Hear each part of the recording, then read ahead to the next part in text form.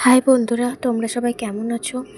ভিডিওটা এই জন্যই করা যে আজকে আমাদের বাড়ির বাইরের রঙটা কমপ্লিট হলো।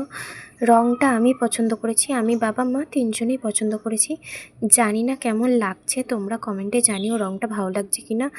আর ডিপ কালারটাই পছন্দ করলাম, কারণ ঘরের বাইরে যেহেতু নোংরাটা তো বেশি হবে, তো তার জন্য যাতে বোঝা না যায় নোংরাটা, তার জন্য ডিপ কালারটাই পছন্দ করলাম। আর চটে যেন না যায় কালারটা।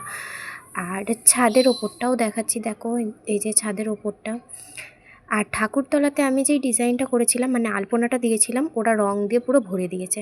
আমি তো সেটা দেখে আমার খুব রাগ ধরে গিয়েছিল, কি আর করা যাবে, এটা কিছু হলো না, আর আমাকে আবার নতুন করে আলপনা দিতে হবে। তো আর কি করব, আমার তো খুব রাগ ধরে গেছিলো। আর এই যে মা বাবা নিচে দাঁড়িয়ে দাঁড়িয়ে রং করা দেখছে। আজকেই কমপ্লিট হয়ে গেল রংটা। আর ছাদে কি যে রোদ্দুর, মানে আমি তাকাতেই পারছিলাম না, এত রোদ্দুর, বাপরে।